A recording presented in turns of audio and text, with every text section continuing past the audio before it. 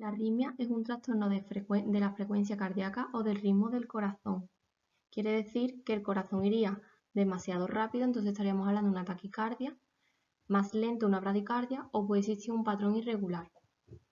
En el mismo proceso de la arritmia, este se puede subdividir en otros subprocesos.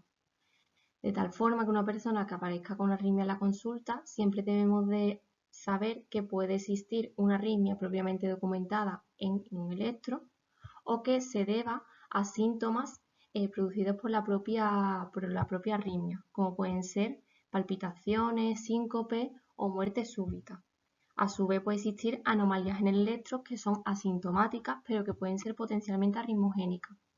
Las características de las arritmias: se ha visto que el aumento de estudios en los últimos años ha hecho que su incidencia como tal se asocie con una mayor mortalidad y riesgo de muerte súbita. Sin embargo, el desarrollo de los nuevos procedimientos terapéuticos han demostrado disminuir la mortalidad en casos seleccionados, especialmente en los de las arritmias ventriculares. Sin embargo, el coste asociado a estos procedimientos es bastante alto. Dentro de las arritmias vamos a hablar de las arritmias supraventriculares y de estas cabe destacar que nosotros pondremos especial hincapié en las taquiarritmias. Una taquiarritmia supraventricular hace referencia a una alteración del ritmo cardíaco que provocan frecuencias por encima de los 100 latidos por minuto. En esta diapositiva se pueden ver la clasificación de este tipo de taquiarritmias, que pueden deberse a taquiarritmias propiamente auriculares, que no dependen del nodo auriculoventricular, entre las que encontramos las causas focales, las por macroentrada, flujo auricular, fibrilación auricular o por reentrada sin auricular. Por otro lado están las taquicardias supraventriculares dependientes del nodo auriculoventricular o las que son producidas por un síndrome de preexcitación. Independientemente del tipo de arritmia en el que nosotros nos podamos enfrentar, siempre debemos hacer una evaluación inicial, ¿vale? En el que es muy importante realizar una correcta anamnesis, así como un examen físico en el que se constate en todo momento las constantes vitales, para buscar si existen signos de alarma. A su vez se debe de realizar un electro de 12 derivaciones, ¿vale? Y en el cual podemos nosotros analizar la existencia o no de esa taquicardia, con el objetivo de filiar el tipo y el mecanismo de la taquicardia. Por otro lado, los pacientes que desarrollan un tipo de taquicardia, ¿vale?, deben de ser valorados en la mayoría de los casos por el cardiólogo. En este caso, se tendrá en cuenta todo lo anterior y a su vez se requerirá de la realización de ciertas pruebas seleccionadas como pueden ser un ecocardiograma, una monitorización a través de un Holter o un estudio electrofisiológico. En general, la mayoría de las arritmias, en este caso de las taquiarritmias supraventriculares, suelen responder bien al tratamiento médico y en el caso de que no lo hagan, pues estas deberán de ser derivadas a la unidad de arritmia.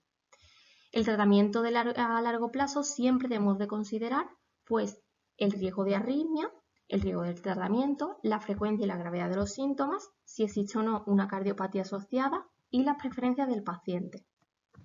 En la siguiente tabla podéis ver que en función del tipo de arritmia se le dará como primera opción o como segunda opción uno u otro fármaco. En las auriculares unifocales, las multifocales y las que se producen por reentrada sinusal, suelen responder bastante bien a los fármacos y si no es así se deberá derivar a las unidades de arritmia.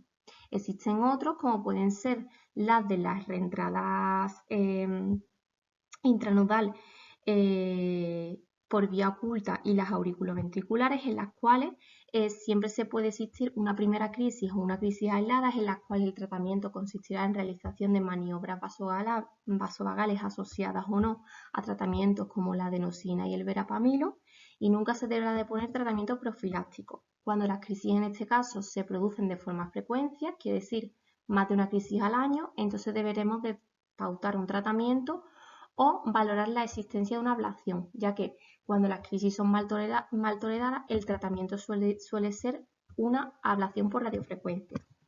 En el síndrome de Wolff-Parkinson-White, el tratamiento de elección suele ser la ablación con radiofrecuencia, pero debe de ponerse tratamiento como terapia puente hasta que se realice el mismo. Por otro lado, tenemos el tratamiento de la radiofrecuencia, que está indicado en este tipo de taquicardias. Las taquicardias por reentrada intranodal, las auriculares y por reentradas auriculoventriculares. Y la indicación siempre será en los pacientes con las anteriores taquicardias, que son refractarios al tratamiento o que no tienen tolerancia a esos fármacos, o a su vez pacientes que no desean tratamientos a largo plazo. Un paciente que acuda con una taquicardia debe de seguirse, excepto en aquellos casos en los que los pacientes presentan un primer episodio de taquicardia supraventricular sin síntomas severos, sin sospecha de cardiopatía ni de evidencia de presitación. ¿Vale? Todos los demás casos deben de ser revisados periódicamente en atención especializada. Y los pacientes sometidos a estudios electrofisiológicos y con procedimientos de ablación serán revisados en la unidad de arritmia hasta que se considere que su caso pueda estar resuelto. Aquí os dejo un esquema donde podéis apreciar pues, cómo se debe actuar ante las taquicardias supraventriculares, en el cual podéis ver ciertos parámetros que nosotros hemos tratado durante la presentación.